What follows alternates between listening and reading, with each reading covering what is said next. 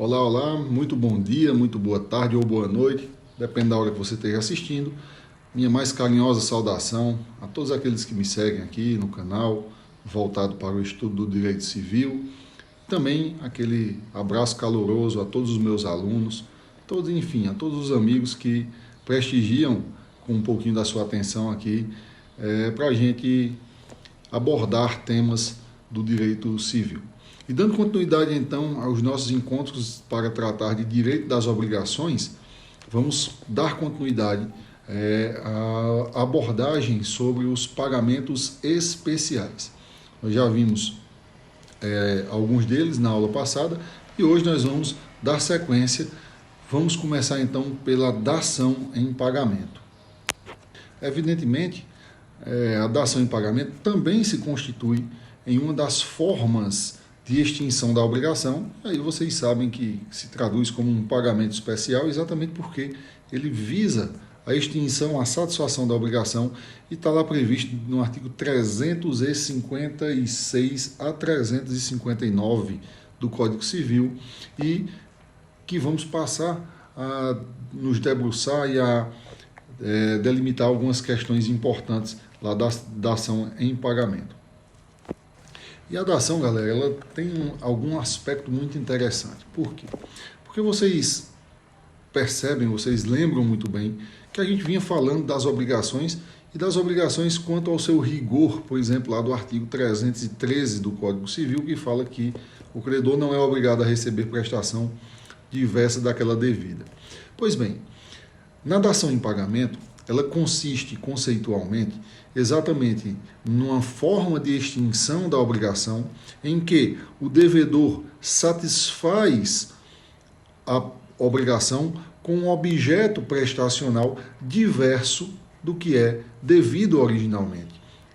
Detalhe, esta satisfação, antes que vocês se espantem, na verdade ela precisa ser consentida, ela precisa ser aceita, ela precisa contar com a anuência do credor para que este devedor satisfaça a obrigação com outro objeto, com outra prestação. Exatamente o que você está imaginando. Digamos, no entanto, que eu seja devedor de Carlos e, nesse contexto, devendo ele R$1.000, que eu deveria pagar hoje, na data de hoje. Só que hoje, efetivamente, eu estou desprovido desse recurso, não tenho como pagar, e chego honestamente para Carlos e digo: Carlos, eu não tenho os R$1.000 e não tenho perspectiva de tê-lo, nem tão cedo. Você quer receber, por exemplo, esse relógio que eu comprei por R$2.000, mas eu lhe dou para você receber como forma de pagamento da obrigação que previa o pagamento de R$1.000. Então vocês vão ver que a mácula da obrigação não ser satisfeita ordinariamente, que teria que ser com os R$1.000, na dação em pagamento, ela permite que o objeto prestacional seja substituído. Evidentemente que com anuência só vai haver dação por ato voluntário do devedor e por aceitação voluntária do credor. Sem isto, não se é possível fazer dação em pagamento. Alguns, inclusive, podem estar pensando: Cláudio, mas isso, na verdade, é muito parecido com as obrigações facultativas, em que o devedor satisfaz com um objeto a sua escolha. Não, não e não. A dação em pagamento não se confunde com as obrigações facultativas, exatamente porque as facultativas eles têm que estar previamente estabelecidas, ou seja, a obrigação já antes do vencimento ela já estabelece que haverá uma relação jurídica que permite o pagamento com outro objeto. Assim também, na nossa dação em pagamento, a dívida tem que estar vencida. E aí vamos aos requisitos dessa dação em pagamento. O primeiro requisito, galera, é exatamente o status de que a obrigação tem que estar vencida, ou seja, o vencimento é hoje, já chegou hoje, eu já estou apto a satisfazer essa obrigação. E assim sendo, não confundam dívida, obrigação devida ou exigível ou vencida com atrasada. Chegando ao prazo do pagamento, ela já está vencida e não quer dizer que ela está atrasada, porque ela só estaria atrasada se ultrapassar o prazo do pagamento. O outro requisito bem importante para o qual a gente não pode deixar de mencionar é exatamente, eu até já mencionei, que é a questão do consentimento do credor. Só vai haver dação em pagamento quando este credor ele aceite a proposta de substituição e aceite também o objeto proposto para substituir. E vai se consolidar a dação em pagamento com mais dois requisitos. O primeiro deles é exatamente que a prestação seja diversa da devida que é devida. Nesse contexto, galera, a prestação ser diversa da devida tem que ter natureza devida. Por exemplo, eu dever dinheiro e pagar com um objeto, ou eu dever um objeto móvel e pagar com um imóvel. Isso é ser diverso. E por último, a última característica, ou na verdade o último requisito pelo qual caracteriza-se a dação em pagamento é exatamente o fato da dação em pagamento ela ter ânimo solvente, ou seja, ela não visa retardar, ela não visa meramente prorrogar a obrigação, nada disso. Ela visa, na verdade, extinguir a obrigação. E ela tem que efetivamente, com a entrega de objeto diverso do que é devido, extinguir aquela obrigação. Beleza? Bem tranquilo. Vamos dar uma olhadinha aqui nos artigos do Código, beleza? E a gente começa exatamente lá pelo artigo 356. O credor pode consentir em receber prestação diversa da que lhe é devida, ou seja, aí nós temos, ao meu ver, o principal elemento. O principal elemento que permite a perfectibilização, que haja a dação em pagamento, é exatamente o consentimento do credor.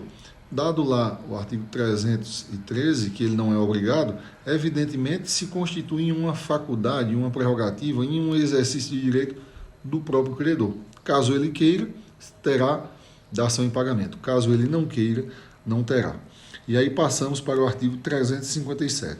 Determinado o preço da coisa dada em pagamento, as relações entre as partes regular-se-ão pelas normas do contrato de compra e venda. Ou seja, uma vez fixada a substituição, haverá, na verdade, uma relação onerosa entre as partes, caracterizada como uma compra e venda, ou seja, aquela relação jurídica ela é substitutiva do objeto originário e é regrada, ela recebe as regras do contrato típico de compra e venda.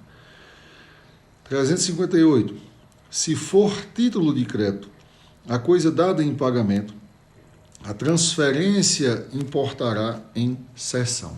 Vejam vocês que aí nós temos uma importante hipótese trazida pelo Código, que a gente já viu em aulas pretéritas, a diferença entre a obrigação comum, a obrigação normal, e obrigações instituídas em títulos de crédito. E eu posso, na verdade que falo, o devedor ele pode satisfazer aquela sua obrigação com um crédito que ele tem com outra pessoa. E é o que fala o artigo 358, dizendo que, sendo a dação feita com um pagamento através de um título de crédito, este ato de pagamento com um título de crédito vai importar em cessão. Evidentemente que esta entrega do título está submetida, está condicionada ao fato do título de crédito ele ser cedível, porque se ele não puder ser cedido, não pode haver a dação de pagamento com este título de crédito. E por último, nós temos o pagamento estou ficando doido. O artigo 359, que diz, fala inclusive de um defeito, de uma falha quanto à transmissão do bem dado em dação. Veja só, se o credor for evicto da coisa recebida em pagamento, restabelecerá a obrigação primitiva, ficando sem efeito a quitação dada, ressalvados os direitos de terceiros. Vejam vocês, ele fala na evicção, ou seja, no constrangimento daquele objeto, daquele novo objeto que foi dado para satisfazer a obrigação. E o efeito desta evicção, desse constrangimento, desse prejuízo na transferibilidade desse objeto é exatamente que vai ficar sem efeito a dação, ou seja, vai regressar a dívida originária perante somente o devedor, sem relação mais com os garantidores pessoais que haviam na obrigação originária. Ok? Fica atento para essa questão do artigo 359. Passemos então agora a tratar sobre a modalidade especial de pagamento denominada novação. Novação junto, não é nova ação, é novação junto, que está prevista do artigo 360 ao artigo 367. Então, é bem importante, é uma das que mais caem e mais se aplicam no nosso cotidiano, a novação, e é importante que a gente fique atento às suas regras. Novação, como o próprio nome diz, vem de novar, ou inovar, ou trazer algo novo. Para tanto, galera, isso já resume basicamente o sentido do que é o pagamento realizado através da inovação.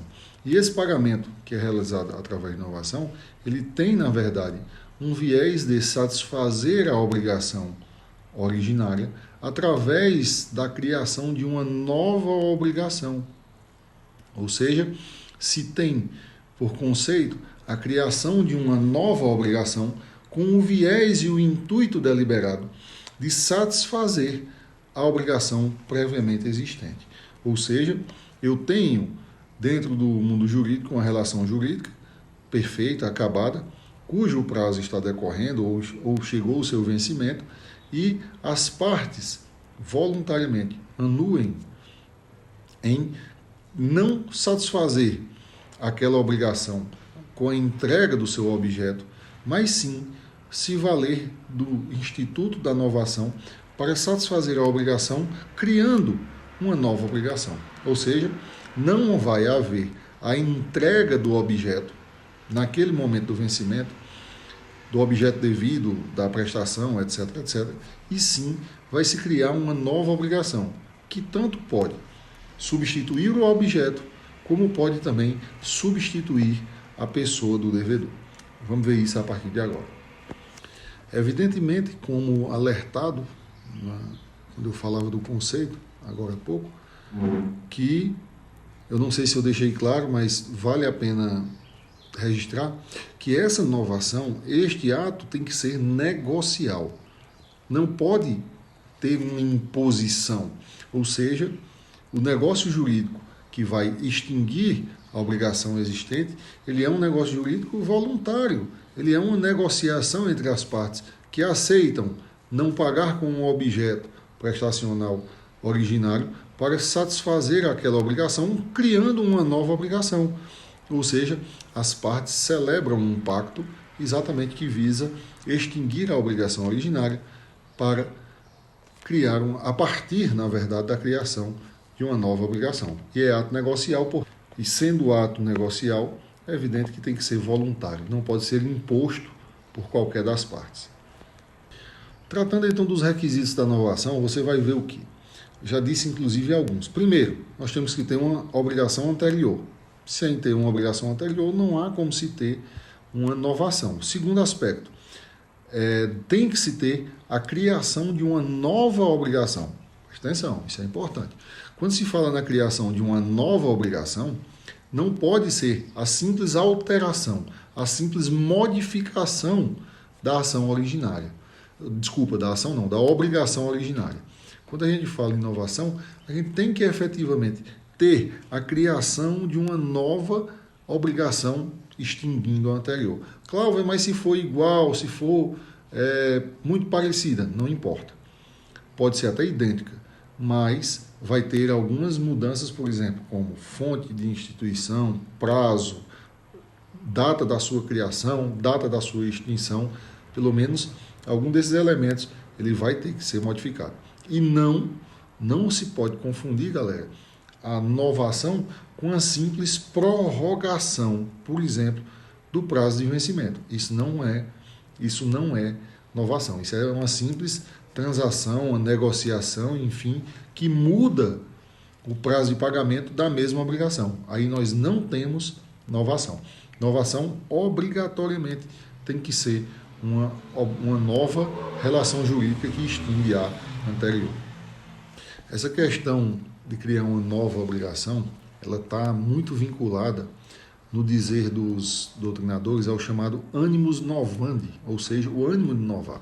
Na verdade, isso tem que ficar bastante transparente, bastante perceptível na relação jurídica, porque as partes elas precisam, como ato negocial, que é a inovação, deixar claro que eles estão extinguindo o anterior para criar uma nova relação jurídica. E essa nova relação jurídica põe em cabo, extingue a obrigação anterior como um pagamento especial. Beleza? Quanto às espécies, nós precisamos elencar que as espécies de inovação se resumem a duas. Mas, na verdade, tem uma terceira que ela é fruto da miscigenação das duas oficiais. E aí nós temos a chamada novação objetiva, a novação subjetiva e a novação mista. Novação objetiva, como vocês bem sabem, diz respeito ao objeto. Então, aquela relação jurídica, ela cria uma nova relação jurídica, a nova relação jurídica que extingue a anterior, e a mudança substancial ocorre exatamente no objeto prestacional. E é muito simples de se perceber a novação objetiva, exatamente por quê?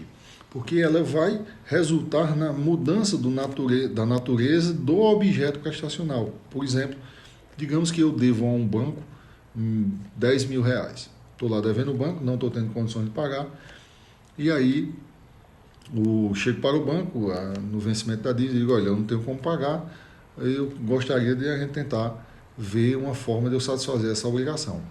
E aí o banco propõe, por exemplo, que ao invés de pagar os 10 mil reais, eu extinga essa obrigação originária, criando uma nova obrigação em que eu vou passar 6 meses dando assessoria jurídica ao banco. Beleza. Ou seja, a gente cria um contrato de relação de prestação de serviço. Antes era pecuniário, agora se tornou prestação de serviço, em que eu me vinculo ao banco por 6 meses de trabalho e extingui aquela minha obrigação de pagar anterior. Beleza? Então, isso aí é uma obrigação objetiva. Nós temos também a chamada obrigação, não, pessoal, novação objetiva. Nós temos também a chamada novação subjetiva. Subjetiva, pessoal, todos vocês já sabem, diz respeito ao sujeito. E como seria, então, essa novação quanto ao sujeito? E, portanto, a novação subjetiva, vocês vão ver que, obviamente, é a substituição do sujeito. Nós temos 2 sujeitos na obrigação. Então, a novação subjetiva tanto pode ser do sujeito ativo, como do sujeito passivo, e também pode ser a chamada novação mista, novação subjetiva mista, em que há a substituição do sujeito ativo e do sujeito passivo na mesma relação jurídica. Ou seja, cria-se uma nova relação jurídica, o objeto, o débito fica o mesmo, mas a nova relação jurídica ela tem uma mudança quanto ao sujeito ativo, quanto ao sujeito passivo ou quanto a ambos. E aí nós temos a chamada novação subjetiva. Está parecendo com algum outro instituto de direito que a gente já estudou, não está não? Ela realmente parece com alguns outros institutos. Nós vamos tratar de dissecar essa aparência que é equivocada a partir de agora. A principal diferença, galera, é exatamente o viés do chamado animus novandi, ou seja, enquanto que na cessão ou na assunção de crédito, ajeitar aqui a câmera, enquanto que na cessão ou na assunção de dívida, vocês vão ver que lá nós temos a mera transmissão. O desejo não é extinguir. O desejo é extinguir através do pagamento futuro. Aqui, na novação, quando se fala em novação subjetiva, tanto da parte ativa como da parte passiva, o que se tem é a finitude, é a exclusão da relação jurídica entre o devedor ou o credor originário para ser substituído por outro em nova obrigação. Nós temos exatamente uma nova obrigação, a qual pode ter até o mesmo objeto, pode ter a mesma forma de pagamento, mas ela não vai ser a mesma obrigação, porque ela guarda uma nova relação jurídica feita com o novo devedor. Assim sendo, um exemplo, um fato muito marcante é exatamente, por exemplo, a contagem da prescrição. Vocês vão ver que, para fins de contagem de prescrição, a novação ele zera esse prazo de prescrição, enquanto que a assunção não. Corre a prescrição, permanecem as prescrições, todas alusivas ao tempo daquela sessão.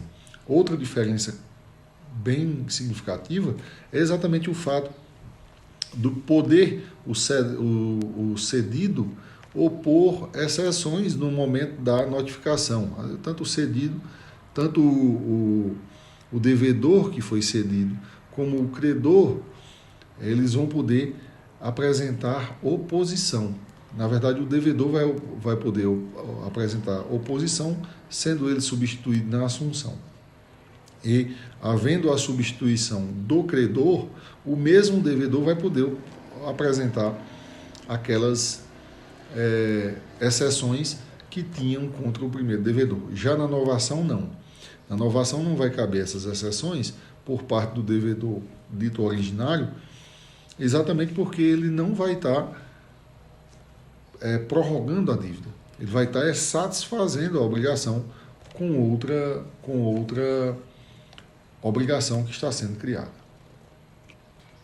E por último, nós temos exatamente a chamada novação mista, que é a miscelânea das duas anteriores, ou seja, a substituição de um dos devedores ou dos credores, a substituição do credor ou devedor, e também, cumulado a isso, a modificação do objeto prestacional, da dívida em si, da relação jurídica debitória, ela é modificada quanto ao seu objeto.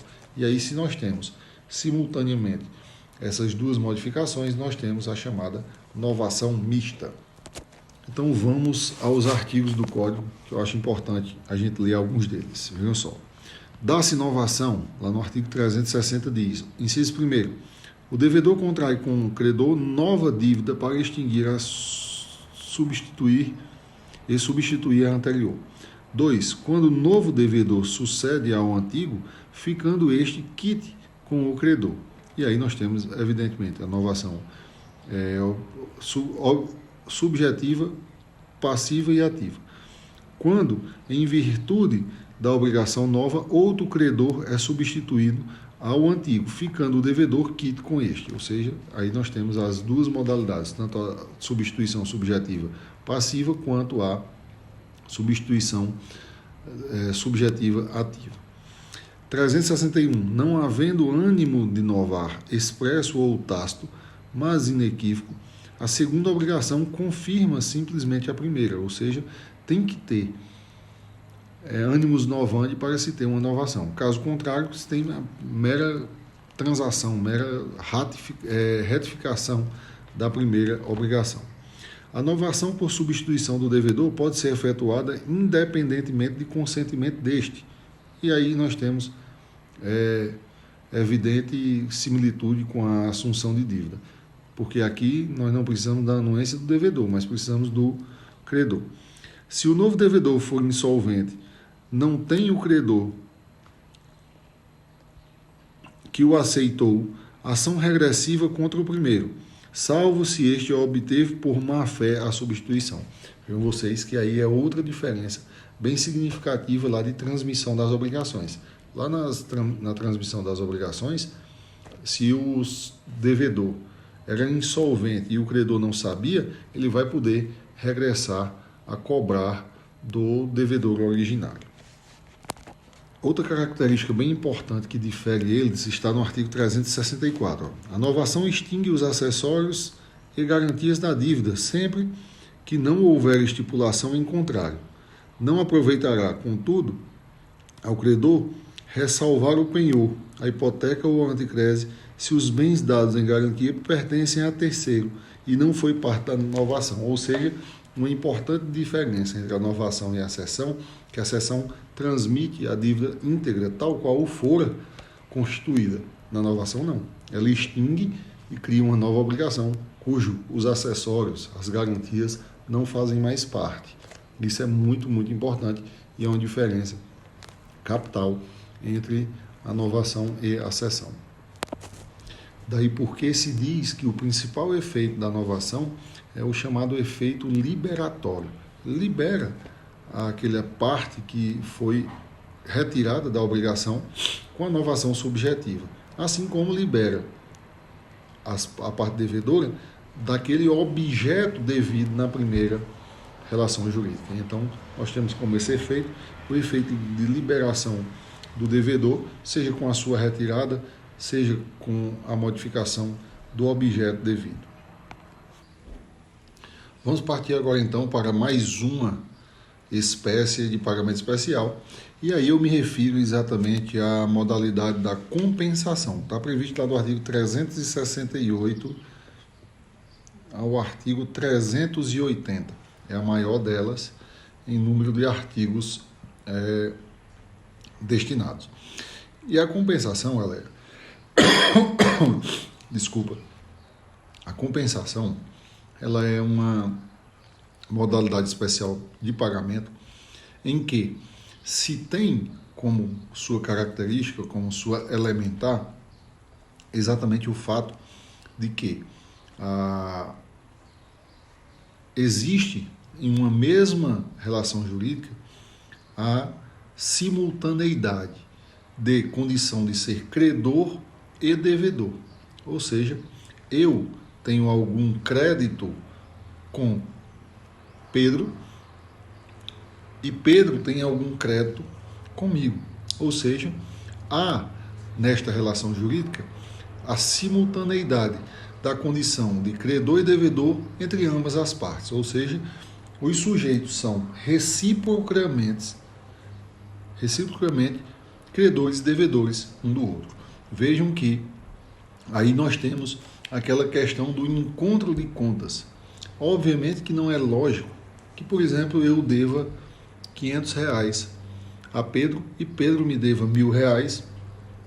Não é muito lógico que eu vá lá e entregue R$500 a ele e ele me entregue R$1.000. Isso não faz sentido.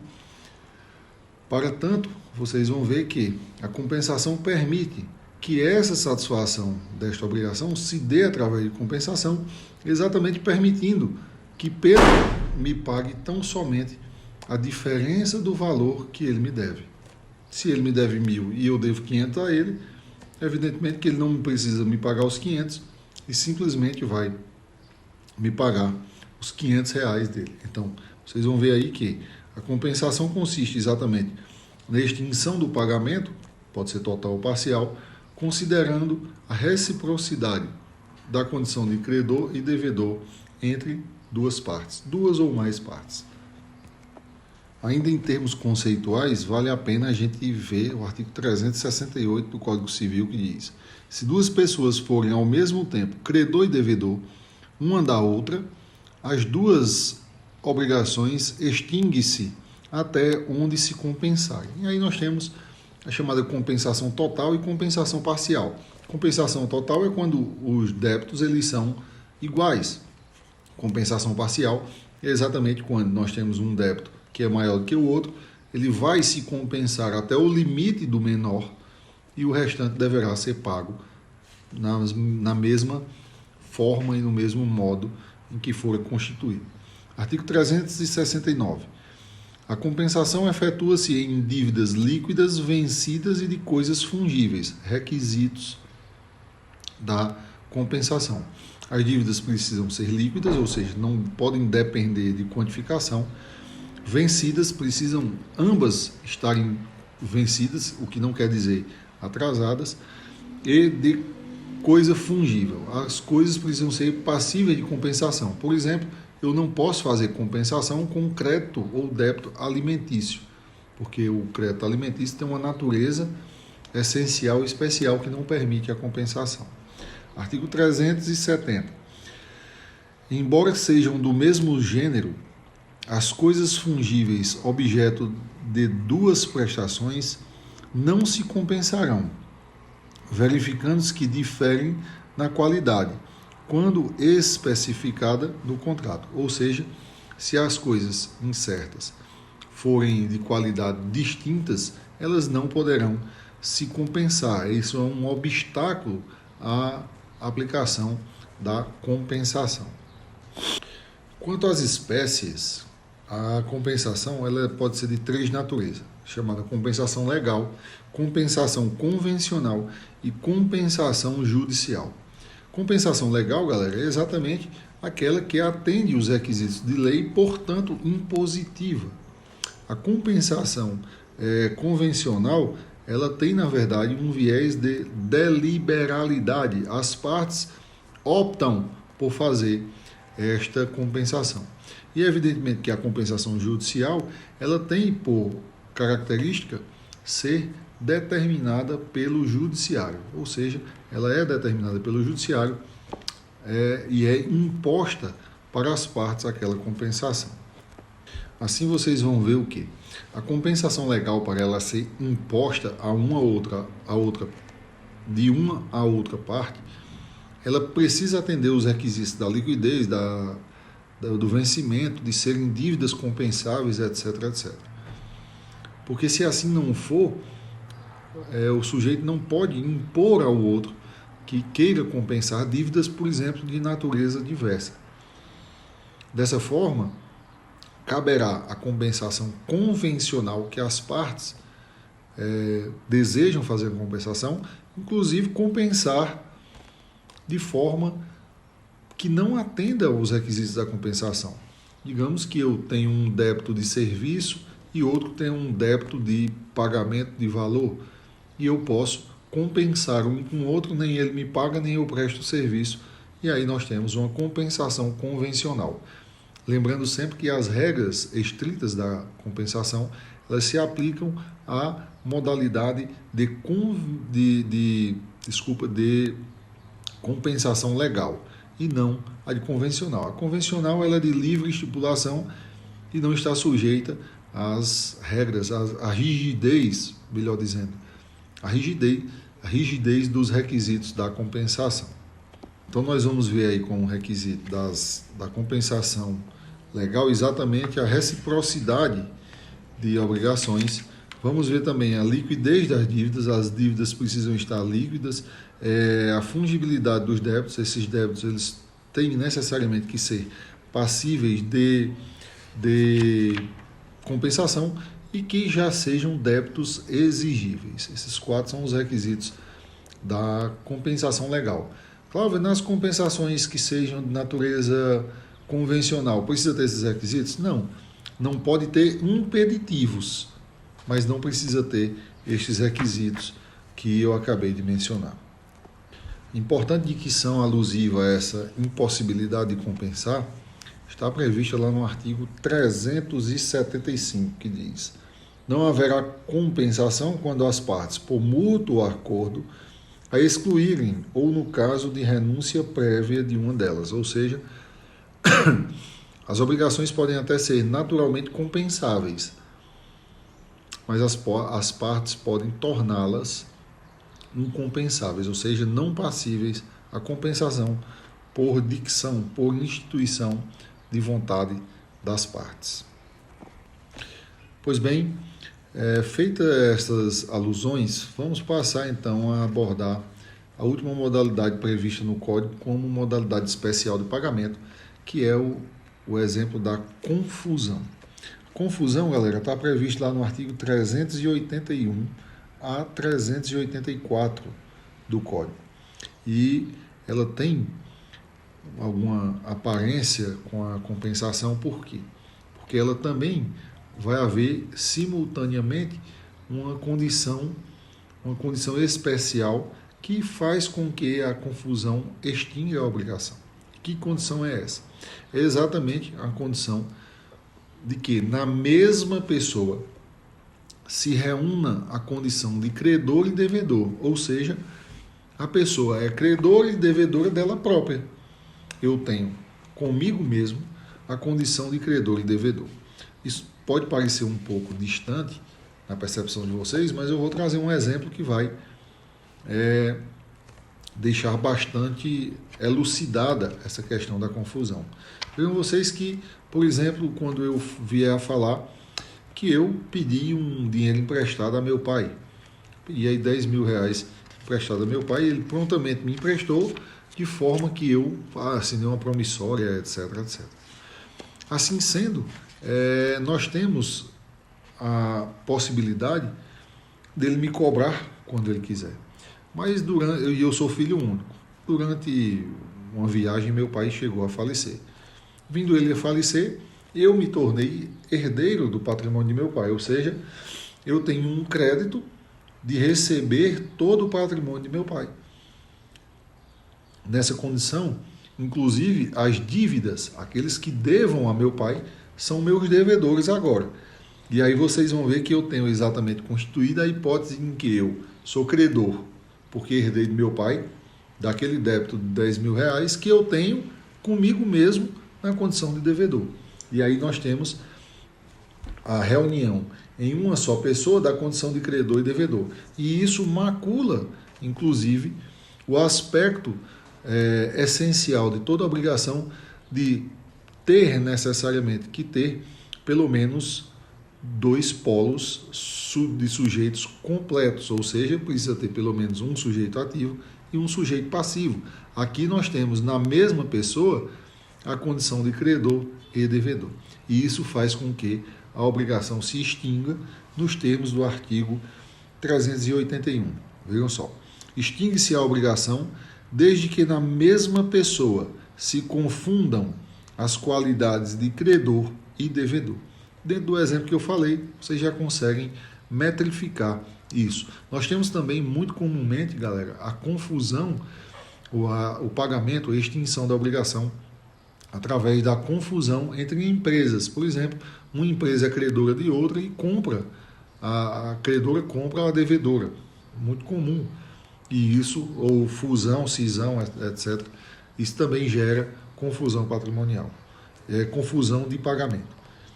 A confusão pode verificar-se a respeito de toda a dívida ou só de parte dela.